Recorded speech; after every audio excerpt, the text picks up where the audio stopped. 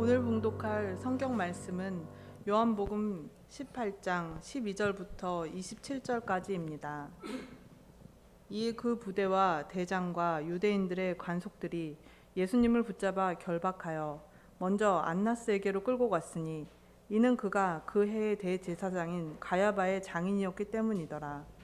이제 가야바는 유대인들에게 한 사람이 백성을 위해 죽는 것이 유익하다고 권고하던 자더라. 시몬 베드로와 또 다른 제자 하나가 예수님의 뒤를 따라갔는데 그 제자는 대제사장을 알므로 예수님과 함께 대제사장의 관저로 들어갔으나 베드로는 바깥에 문 곁에 서 있더라. 그때 대제사장을 아는 그 다른 제자가 나가서 문을 지키던 여자에게 말하여 베드로를 데리고 들어오니라. 그때 문을 지키던 소녀가 베드로에게 이르되 너도 이 사람의 제자들 가운데 하나가 아니냐 하니 그가 이르되 나는 아니라 하더라. 날이 추우므로 종들과 관속들이 숯불을 피우고 거기 서서 몸을 녹이니 베드로도 그들과 함께 서서 몸을 녹이더라. 그때 대제사장이 예수님께 그분의 제자들과 그분의 가르침에 대하여 물으니 예수님께서 그에게 응답하시되 내가 드러내놓고 세상에 말하였노라. 내가 유대인들이 늘 모이는 회당과 성전에서 항상 가르쳤고 아무것도 은밀하게 말하지 아니하였거늘 너가 어찌하여 내게 묻느냐. 내가 그들에게 무슨 말을 하였는지 내 말을 들은 자들에게 물어보라. 보라, 그들이 내가 말한 것을 아느니라 하시니라. 그분께서 이렇게 말씀하시매 곁에 서 있던 관속들 중에 하나가 손바닥으로 예수님을 치며 이르되 너가 대제사장에게 이같이 대답하느냐 하니 예수님께서 그에게 응답하시되 내가 악한 것을 말하였으면 그 악한 것에 대하여 증언하라. 그러나 잘 말하였으면 어찌하여 너가 나를 치느냐 하시더라. 이제 안나스가 그분을 결박한 채로 대제사장 가야바에게 보내니라. 시몬 베드로가 서서 몸을 녹이더라. 그러므로 그들이 그에게 이르되 너도 그의 제자들 가운데 하나가 아니냐 하매 베드로가 부인하여 이르되 나는 아니라 하니라. 대제사장의 종들 중 하나는 베드로가 귀를 벤 사람의 친척이더라. 그가 이르되 그와 함께 동산에 있던 너를 내가 보지 아니하였느냐 하니 그때 베드로가 다시 부인하매 곧 수탉이 울더라. 김윤선 목사님 나오셔서 믿음은 결정적 순간에 드러난다라는 제목으로 말씀 전해 주시겠습니다. 여러분, 신앙생활을 하다 보면 언젠가는 우리의 신앙을 다른 사람 앞에서 증명하고 결단해 보여야 되는 순간이 반드시 옵니다. 1999년 4월 20일 날 히틀러 생일을 맞이해서 에릭 해리스와 딜런 클리볼드가 자기가 다녔던 학교 학생들을 총기로 난사하는 사건이 있었습니다. 이 사고로 15명이 숨졌습니다. 12명의 학생들과 1명의 교사, 그리고 에릭과 딜런은 자살을 합니다. 근데 이 이야기는 여기에서 끝나지 않습니다. 캐시 버넬이라고 하는 한 청소년이 부모님의 권유로 수련회에 참석했다가 180도 달라진 모습을 보여주었습니다. 2년 후에 이런 일이 벌어졌는데요. 이 캐시 버넬은 인터뷰에서 그렇게 표현을 합니다. 예수님을 위해 살고 싶다고. 이 캐시 버넬은 에릭과 딜런이 Do you believe in God? 너 하나님을 믿느냐라고 하는 질문을 했을 때 하나도 꺼리낌 없이 Yes라고 대답했습니다.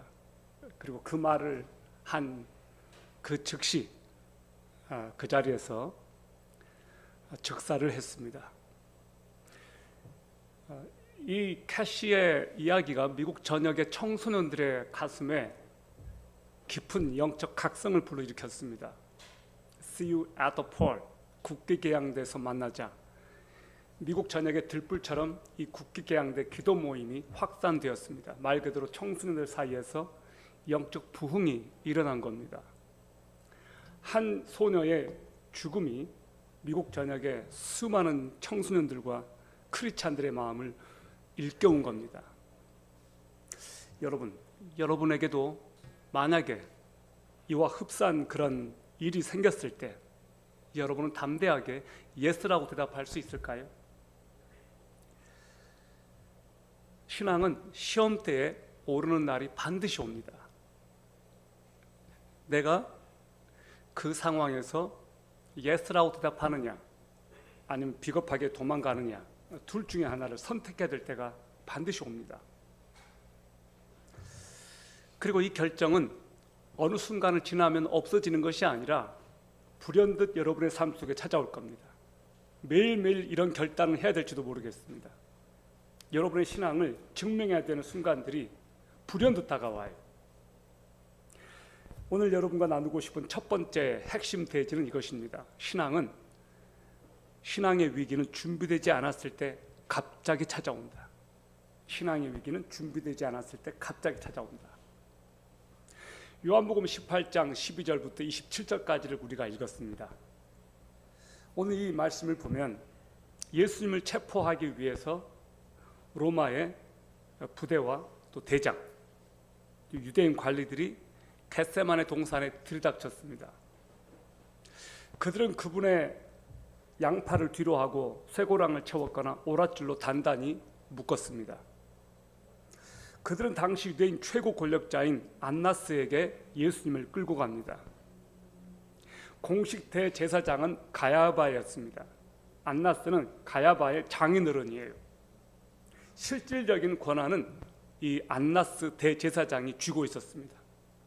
이 사람이 대제사장으로 즉위했던 기간은 9년이었습니다. 이 9년 동안 사위랑 아들 4명을 전부 다 대제사장으로 그렇게 만들었습니다. 종교 권력자로 무소불위의 권력을 행사하고 있었습니다. 이 사람은 예루살렘에서 상인들에게 장사를 해주는 조건으로 많은 이윤을 착복하고 있었습니다. 여러분, 이 종교계에 엄청난 비리와 부패가 있다는 것 아시죠? 기독교뿐만 아니라 캐톨릭, 또 사찰, 돈이 굉장히 많이 모이고 있습니다. 종교인들이 타락을 많이 했습니다. 왜 그럴까? 돈 맛을 보니까 그런 것 같아요. 이 안나스가 그랬습니다. 예수님 당시에 그 종교 권력자들, 대제사장들 엄청난 부를 차지하고 있었습니다. 이 대제사장들은 전통적으로 사두개파 사람들이 차지하고 있었는데요. 그러니까 사독 제사장의 후손들이죠. 이 사람들은 현실 정치와 타협을 하고 있었습니다. 그들이 예수님을 십자가에 못 박은 겁니다. 여기 요한복음 18장 15절부터 18절까지를 보겠습니다. 시몬 베드로와 또 다른 제자 하나가 예수님의 뒤를 따라갔는데 그 제자는 대제사장을 알므로 예수님과 함께 대제사장의 관저로 들어갔으나 베드로는 바깥의 문 곁에 서 있더라. 그때 대제사장을 아는 그 다른 제자가 나가서 문을 지키던 여자에게 말하여 베드로를 데리고 들어오니라. 그때 문을 지키던 소녀가 베드로에게 이르되 너도 이 사람의 제자들 가운데 하나가 아니냐 하니 그가 이르되 나는 아니라 하더라. 날이 추우므로 종들과 관속들이 숯불을 피우고 거기 서서 몸을 녹이니 베드로도 그들과 함께 서서 몸을 녹이더라. 겟세마네 동산에서 예수님이 체포되니까 제자들은 다 도망쳤습니다. 예수님과의 의리 때문에 이 베드로와 요한만 안전한 거리를 유지한 채 예수님의 뒤를 따라갔습니다. 병사들은 새벽 서너 시쯤 예수님을 안나스 대제사장의 집에 데려갑니다. 이때 요한이 따라 들어갈 수 있었는데 요한은 안나스 대제사장과 친분 있는 관계였기 때문에 가능했습니다. 시몬 베드로와 또 다른 제자 하나가 예수님의 뒤를 따라갔다고 했는데 여기 또 다른 제자는 누구를 말하느냐 하면 이 요한복음의 저자 요한이에요. 그래서 자기를 또 다른 제자라고 표현한 거예요. 요한은 안나스 대제사장과 아는 친분 때문에 들어갈 수 있었고 보니까 베드로가 못 들어오고 있는 거예요. 그래서 문을 지키고 있던 그 청지기 그 여자에게 말을 해가지고 베드로를 들어오게 합니다. 자, 근데 이 베드로는 아직 어정쩡한 상태예요. 자신을 드러내지 못하고 먼 발치에서 예수님을 지켜보고 있었습니다. 그때 베드로에게 위기가 찾아옵니다. 문지기 소녀가 베드로를 알아보고 너도 제자들 가운데 있었지? 자, 여러분 같으면 이 질문을 받을 때 어떻게 대답하겠어요? 그래 있었다. 왜? 이렇게 대답할 수 있겠습니까? 아니, 고개 돌려버려요. 여러분, 믿음은 어정쩡한 상태에 있을 때 위기가 찾아오는 것 같아요. 여러분의 믿음이 어정쩡한 상태에 있을 때 위기가 찾아온다는 거 꼭 기억하세요. 이것도 저것도 아닐 때. 그 위기는요, 전혀 내가 예상하지 못했던 순간에 찾아와요. 굳이 술자리에 갈 필요가 없는데 그냥 술자리에 갔을 때, 장례식장에서, 또 제사 지내는 자리에서 이런 위기가 찾아옵니다. 절을 할 건가 말 건가. 여러분, 어정쩡하게 믿지 마세요. 믿으려면 믿고 말리면 마세요. 신앙은 결단하는 용기를 필요로 합니다. 여러분의 믿음을 테스트하기 위해 치고 들어올 때 뒤로 도망치지 마세요. 여러분이 도망치잖아요, 마귀는 득달같이 따라옵니다. 여러분, 이 마귀라는 놈은 실제로 존재합니다. 여러분을 너무나 잘 알기 때문에 집요하게 여러분을 공격해요. 자, 두 번째, 당당하게 고백할 믿음을 항상 가지고 계십시오. 요한복음 18장 19절부터 21절까지 볼까요? 그때 대제사장이 예수님께 그분의 제자들과 그분의 가르침에 대하여 물으니 예수님께서 그에게 응답하시되 내가 드러내놓고 세상에 말하였노라. 내가 유대인들이 늘 모이는 회당과 성전에서 항상 가르쳤고 아무것도 은밀하게 말하지 아니하였거늘 너가 어찌하여 내게 묻느냐. 내가 그들에게 무슨 말을 하였는지 내 말을 들은 자들에게 물어보라. 보라, 그들이 내가 말한 것을 아느니라 하시니라. 안나스 대제사장은 무언가 죄를 씌울 만한 꼬투리를 잡기 위해서 사내들인 규정을 어기고 예수님을 직접 신문합니다. 이것은 한마디로 불법 청문회였습니다. 예수님은 그 청문회 불법성을 너무나 잘 알고 계셨습니다. 예수님은 의의를 제기하십니다. 유대인들이 모이는 회당과 성전에서 항상 가르쳤고 은밀하게 전한 적이 없는데 왜 내게 묻느냐. 내가 무슨 말을 하였는지는 들은 사람들이 있기 때문에 그들에게 직접 물어보라고 되받아치셨습니다. 이게 무슨 말이냐면 예수님은 숨어서 말씀을 전한 적이 없고 공개적으로 말씀을 전하셨어요. 근데 왜 너네는 그때는 나를 잡지 못하고 왜 이렇게 으슥한 밤에 찾아와서 나를 이렇게 잡아가냐, 그 말이에요. 또 내 말을 들은 많은 증인들이 있기 때문에 그들에게 들으면 될 거 아니냐. 예수님은 증인들에게 공정하게 찬반을 묻는다면 자신에 대한 모든 기소가 무혐의로 풀려날 것을 아셨습니다. 종교 지도자들의 거짓 증인이 무효가 될 것을 아셨어요. 여러분, 사내들인 법정이나 그 당시 유대인 사회에서는요, 어떤 증인의 말이 효력이 있으려면 두 사람 이상의 증인이 있어야만 그 말을 믿어줬어요. 그러니까 그 당시 이 사내들인 이 회의뿐만 아니라 그 당시 이 대제사장 이 사람들은 예수님을 어쨌든 죽이기 위해서 거짓 증인들을 많이 만들어 놨어요. 여러분, 오늘 여기 계속해서 보십시오. 18장 22절부터 24절입니다. 그분께서 이렇게 말씀하시며 곁에 서 있던 관속들 중에 하나가 손바닥으로 예수님을 치며 이르되 너가 대제사장에게 이같이 대답하느냐 하니 예수님께서 그에게 응답하시되 내가 악한 것을 말하였으면 그 악한 것에 대하여 증언하라. 그러나 잘 말하였으면 어찌하여 너가 나를 치느냐 하시더라. 이제 안나스가 그분을 결박한 채로 대제사장 가야바에게 보내니라. 법정 안에서는 폭력이 허용되지 않았음에도 불구하고 경비대원 하나가 예수님 앞에 다가가서 손바닥으로 예수님의 얼굴을 쳤습니다. 너가 대제사장에게 이같이 대답하느냐. 그러니까 이 경비대원은 무례하다 그거예요. 무례하다. 대제사장한테 너가 어떻게 이렇게 무례하게 말하느냐, 바로 그거예요.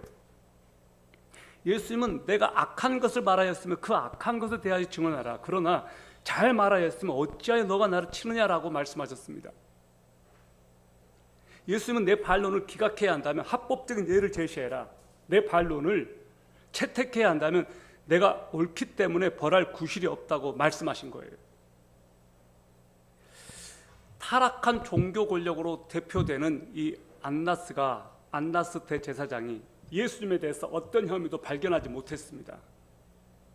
그래서 결국 어떻게 한 줄 아십니까? 결박한 채로 가야바 현직 대제사장한테 예수님을 다시 돌려보내요.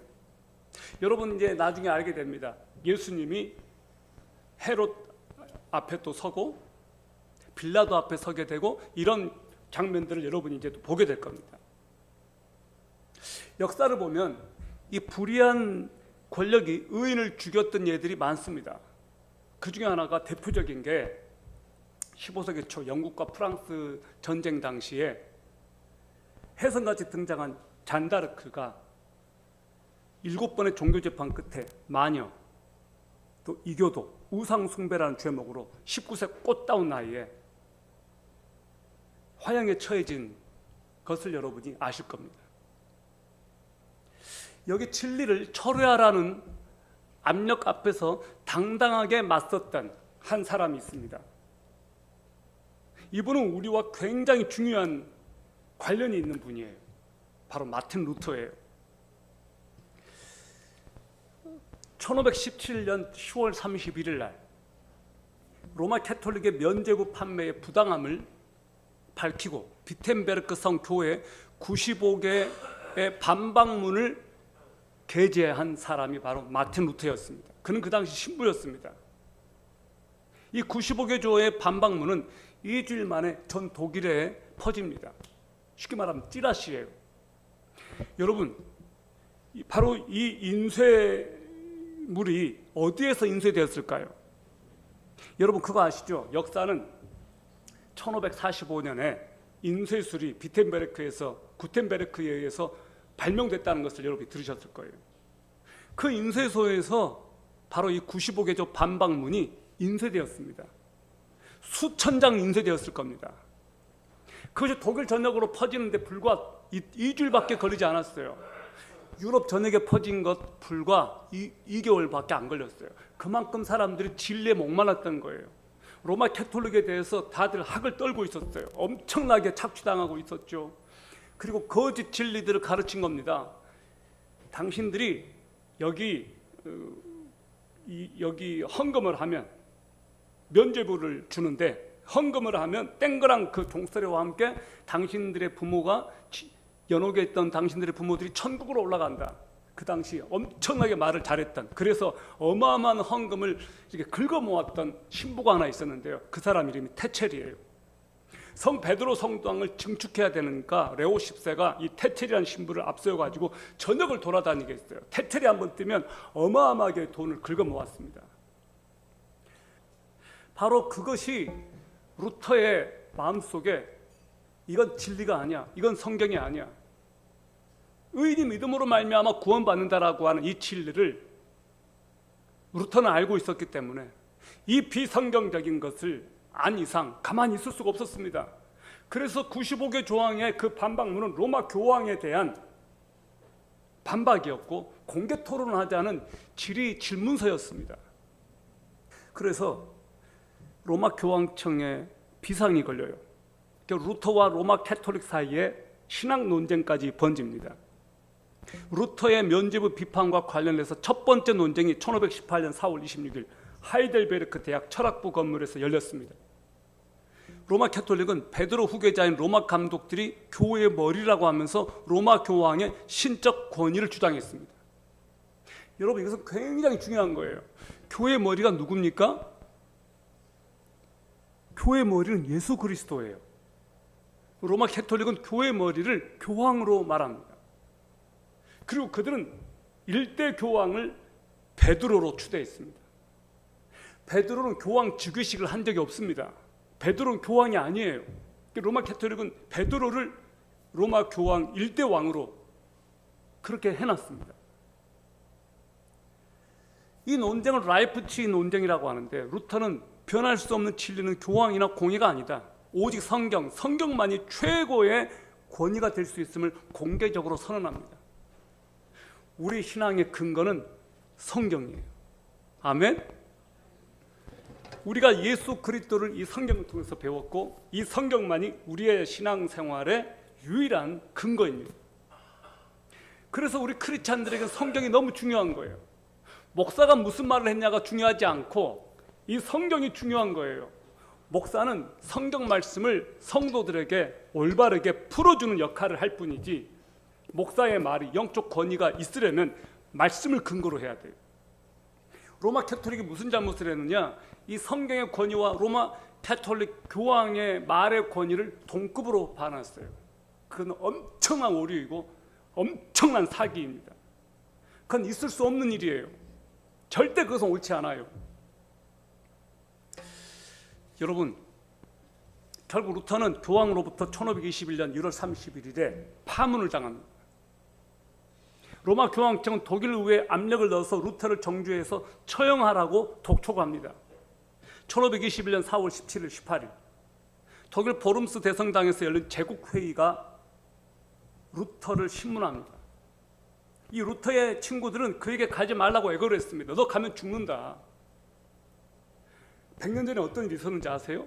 루터가 이 보름스 제국회의에 나가기 바로 그 100년 전에 체코의 쟈안 후스가 처형당했거든요.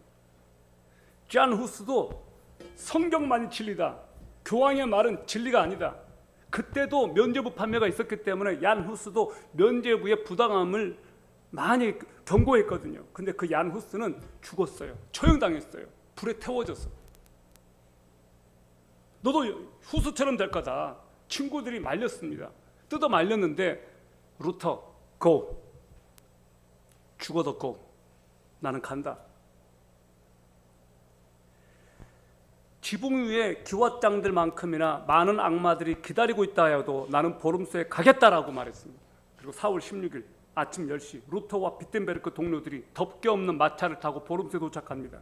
그때 루터는 이 찬양을 하고 갔습니다.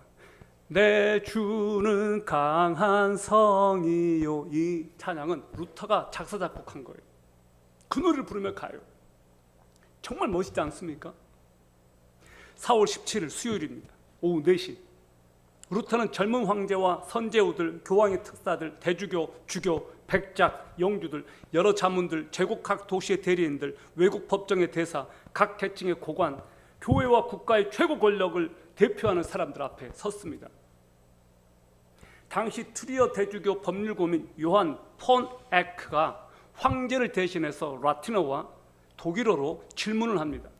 제국회의 앞에 불러온 루터는 긴 책상 위에 자신의 책 25권이 있는 것을 봅니다. 에크가 루터에게 말합니다. 두 가지 질문을 던져요. 이 책들이 당신이 쓴 책인가?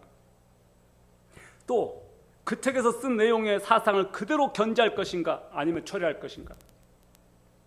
루터가 그 즉시 대답하지 않습니다. 내가 그 저자인 거 맞습니다. 취소할 것인지 여부에 답할 시간을 저에게 좀만 더 주십시오. 그래서 황제가 루터에게 하루의 기회를 더 줍니다. 그리고 드디어 4월 18일 목요일 횃불이 켜지고 루터는 보름스 회의 법정에 들어섭니다. 트리어 대주교 법률고문 요한 폰 에크가 전날 던졌던 질문을 약간 수정해서 당신이 쓴 책을 처리하겠느냐, 당신이 말했던 것을 처리하겠느냐 다시 묻습니다. 그리고 그때 루터는 기독교 역사의 길이 남을 위대한 선언을 합니다. 그 선언을 제가 읽어드리겠습니다. 마틴 루터가 했다는 그 마음으로 비장한 각오로 한번 읽어보겠습니다. 저는 복음의 진리를 단순히 전달하는 이 책들은 처리할 수 없습니다. 저는 교황권의 부패와 잘못을 지적하고 있기 때문에 폭정과 사악함을 멈추지 않는다면 이 책들은 처리할 수 없습니다. 저는 성경의 증언을 통하여 또는 분명한 이유로 논박하지 않는다면 처리할 수 없습니다. 교황이나 공의회는 여러 번 오류를 범했고 자체로 모순되는 말을 한 것은 명백한 일입니다. 저는 제가 인용한 성경 말씀에 사로잡혀 있습니다. 저의 양심은 하나님의 말씀에 정복당해 있어서 저는 어떤 것도 처리할 수 없습니다. 저는 아무것도 처리하고 싶지 않고 또 처리하지도 않을 것입니다. 저는 달리 어떻게 할 도리가 없습니다. 여기 제가 서 있습니다. 하나님 저를 도와주소서. 아멘. 정말 멋있지 않습니까? 정말 위대한 고백 아닙니까? 처리하지 않겠습니다라고 하는 말이 많이 등장해요. 처리하지 않겠습니다. 나는 내 믿음을 처리하지 않겠습니다. 여러분은 만약에 그 자리에 여러분이 서 있었다면 여러분은 무슨 말을 할 수 있었겠습니까? 너의 믿음을 처리하겠느냐, 너의 신앙을 처리하겠느냐 라고 하는 그런 위기의 순간이 여러분에게도 닥칩니다. 우리는 코로나 때 예배를 드렸습니다. 많은 교회들이 그때 예배를 멈췄습니다. 쉬운 결정은 아닙니다. 우리 교회가 작은 교회여서 예배를 드렸다고요? 절대 그렇지 않습니다. 앞으로 이런 일들이 앞으로도 펼쳐질 수 있습니다. 여러분의 신앙을 부인하라고 하는 그런 압박 말입니다. 너의 믿음을 초래해라고 하는 그런 압력들은 앞으로 여러분이 살아가면서 많이 겪을 것입니다. 안나스 대제사장 앞에 서신 예수님은 변명하지 않으시고 나는 공개적으로 말했다라고 맞습니다. 예수님은 진리를 감추지 않으셨습니다. 대제사장과 군인들 앞에서 하나도 움츠리지 않으셨습니다. 당당하셨고 진리를 말씀하셨습니다. 예수님은 십자가의 길을 회피하지 않으셨습니다. 예수님의 신실하심을 보여주는 이 장면에서 우리가 무엇을 느낄 수 있을까요? 야, 웬만하면 타협해. 너도 살고 사람들도 살아야 되잖아. 너 때문에 많은 사람들이 죽을 수 있어. 그런 타협에, 그런 기로에 섰을 때 여러분은 어떻게 하시겠습니까? 여러분 세상 앞에서 여러분의 믿음을 숨기지 않고 담대히 증언할 수 있습니까? 여러분은 어떤 상황이 와도 여러분의 믿는 예수 그리스도가 유일한 진리라는 사실을 처리하지 않을 수 있습니까? 처리하지 않기를 바랍니다. 세 번째, 당신은 연약한 사람임을 잊지 마세요. 요한복음 18장 25절에서 27절입니다. 시몬 베드로가 서서 몸을 녹이더라. 그러므로 그들이 그에게 이르되 너도 그의 제자들 가운데 하나가 아니냐 하매 베드로가 부인하여 이르되 나는 아니라 하니라. 대제사장의 종들 중 하나는 베드로가 귀를 벤 사람의 친척이더라. 그가 이르되 그와 함께 동산에 있던 너를 내가 보지 아니하였느냐 하니 그때 베드로가 다시 부인하며 곧 수탉이 울더라. 베드로가 몸을 녹이고 있을 때 너도 그의 제자들 가운데 하나가 아니냐고 하자 베드로는 나는 아니라고 부인했습니다. 이번에 대제사장의 종들 중 하나가 예수와 함께 동산에 있던 거 내가 봤어 라고 말합니다. 베드로가 극구 부인했습니다. 세 번째입니다. 베드로가 세 번이나 주임을 부인하고 바로 그 순간에 수탉이 웁니다. 꼭 끼어하고. 유럽의 기독교 국가에서는요, 교회 꼭대기에 십자가가 아니라 이 수탉을 상징하는 닭 모양이 닭대가리가 올려져 있습니다. 저도 프랑스 갔을 때 그걸 봤어요. 교회를 상징하는 것이 우리나라에서는 십자가 아닙니까? 바로 이 베드로의 그 세 번째 부인 후에 울었던 그 수탉, 그것을 상징하는 의미로 개신교하면 닭머리예요. 우리도 나는 결코 베드로처럼 저렇게 하지는 않을 거야 라고 하지만 우리는 우리 자신을 너무 몰라요. 작은 시험에도 쉽게 넘어지는 우리 자신, 결코 과신하지 마세요. 내가 다시는 그러지 않을 거야. 그리고 나는 다시는 베드로처럼 하지 않을 거야. 내가 왜 부인해? 그러면서 우리는 단디 믿음을 갖죠.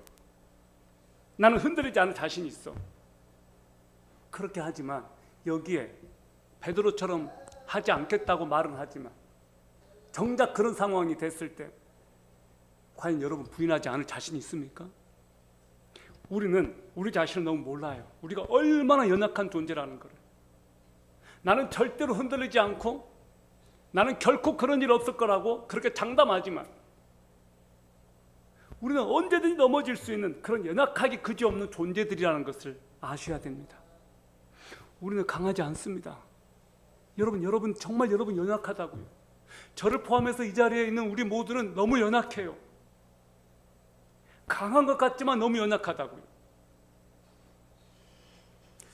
여러분 그렇다면 우리에겐 소망이 없습니까? 연약한 우리 자신에게는 소망이 없습니다. 예수님의 신실하심만이 우리의 소망이에요. 베드로의 모습이 저와 여러분의 모습일 수 있습니다. 그러나 예수님은 베드로의 실패에도 불구하고 끝까지 십자가로 나아가십니다. 예수님을 배신한 그 베드로의 연약함조차도 예수님께서는 어떻게 하시느냐? 부활 후에 회복시키십니다. 3번 부인한 베드로에게 3번이나 너 나를 사랑하니? 너 나를 사랑하니? 너 나를 사랑하니? 라고 물으셨습니다. 그때마다 베드로 뭐라고 말합니까? 내가 주님을 사랑하는 줄 주님께서 아십니다 라고 말하지 않습니까? 회복시켜줘요. 찾아오시는 분은 주님이셨어요. 우리가 연약해서 넘어질 때 찾아오시는 분이 누구냐? 주님이세요. 주님이 먼저 찾아오신다고요. 그래서 나를 붙드시는 예수 그리스도를 붙드는 것이 우리에게 소망이에요. 우리에게 소망이 있지 않습니다. 예수 그리스도께 소망이 있어요. 아멘? 여러분 넘어지셨습니까? 넘어져도 주님께 나아가기만 하면 놀라운 회복이 여러분을 기다리고 있습니다. 우리 연약함에도 불구하고 주님은 끝까지 우리를 붙드시고 회복시키십니다. 청년의 때에 얼마나 성적인 유혹이 많습니까? 넘어지질 않을 거라고 하면서도 또 넘어지고, 그 육체의 정욕이 여러분을 얼마나 괴롭힙니까? 그때마다 명심하세요. 넘어졌을 때마다 주님 앞에 다시 나아가세요. 주님의 십자가를 붙드십시오. 우리가 넘어져도 결국 우리의 소망은 오직 주님의 변함없는 사랑과 순종하심에 있습니다. 그래서 히브리 기자는 우리들에게 뭐라고 권면합니까? 믿음의 주요 온전케 하시는 이인 예수 그리스도를 바라보라고 저와 여러분에게 호소하고 있습니다. 여기 히브리서 12장 1절과 2절을 보겠습니다. 그러므로 이렇게 큰 구름 같은 증인들이 우리를 둘러싸고 있으니 모든 무거운 것과 너무 쉽게 우리를 얽매이는 죄를 우리가 떨쳐버리고 인내로 우리 앞에 놓인 경주를 달리며 우리의 믿음의 창시자요 또 완성자이신 예수님을 바라보자. 그분께서는 자기 앞에 놓인 기쁨으로 인해 십자가를 견디사 그 수치를 멸시하시더니 이제 하나님의 왕좌 오른편에 앉으셨느니라. 아멘. 우리의 믿음의 창시자요 완성자이신 예수님을 바라보자. Looking unto Jesus, the author and finisher of our faith. 와, 진짜 멋있는 말 아니에요? Looking unto Jesus, 예수 그리스도를 바라봐라. 그분은 믿음의 창시자요 완성자다. 그분을 바라보라. 여러분, 우리의 구원은 우리의 충성과 헌신에 달려있지 않습니다. 예수 그리스도께서 나를 위하여 십자가에 달려 죽으시고 부활하신 바로 그 사실, 그 팩트에 달려 있습니다. 우리가 아무리 충성하고 헌신한다고 해서 그것이 우리의 구원을 보장하지 않습니다. 예수 그리스도께서 나를 위해서 하신 일, 그것이 우리의 구원의 근거예요. 아멘. 예수 그리스도께서 나를 위해서 무슨 일 하셨습니까? 나를 위해서 십자가에 달려 죽으셨습니다. 그리고 3일 만에 부활하셨습니다. 그것이 중요한 거예요. 그것을 붙잡아야 돼요. 나를 위해 죽으시고 부활하신 예수 그리스도 그분 때문에 내 구원의 길이 열린 거예요. 내 충성, 내 헌신 언젠가는 바닥나요. 우리는 금방금방 바뀌어요. 아무리 지금 내가 열심히 신앙생활하고 한다 할지라도 그것이 결코 구원의 근거는 아니에요. 예수 그리스도를 붙잡으십시오. 예수 그리스도를 바라보십시오. 넘어졌습니까? 다시 일어서십시오. 일어설 수 있는 근거는 뭡니까? 예수 그리스도께서 나를 일으키시기 때문에. 우리 연약함에도 불구하고 끝까지 우리를 붙드시고 회복시키시는 그 예수 그리스도 그분만을 붙잡기를 진심으로 소망합니다. 기도합시다. 하나님 아버지, 오늘 여기 연약한 당신의 백성들이 있습니다. 넘어지고 또 넘어지는 당신의 백성들, 너무나 연약하기 그지없는 우리들이 주님 앞에 나왔습니다. 오늘 여기 하나님 아버지 앞에서 주님 앞에 용기를 가지고 나온 하나님의 백성들이 있습니다. 넘어졌지만 예수 그리스도를 바라보기 위하여, 예수 그리스도를 의지하기 위하여 아버지 앞에 나온 당신의 백성들이 있습니다. 그들을 포기하지 않으시고, 그들을 외면하지 않으시고, 그들을 품으시고 다시 일으켜주시는 우리 주님을 의지하기 위하여 나왔습니다. 아버지여, 당신의 백성들을 붙잡아 주시옵소서. 예수 그리스도를 다시 바라보도록 그들을 붙잡아 주십시오. 그들의 눈을 들어 예수 그리스도의 십자가를 다시 바라보게 하여 주시옵소서. 우리의 구원의 소망이신 예수 그리스도 그분만이 우리의 모든 것의 모든 것 되시고, 나를 끝까지 책임지시고 나를 버리지 않으시고 나를 끝까지 천국까지 인도하실 그분이심을 믿습니다. 나의 주 나의 하나님은 결코 나를 포기하지 않으시고 나를 떠나지 아니하시고 나와 함께 하심을 믿습니다. 당신의 백성들이 예수 그리스도를 바라보고 용기와 소망과 믿음을 다시 회복하게 하여 주시옵소서. 주 예수 그리스도 이름으로 기도합니다. 아멘.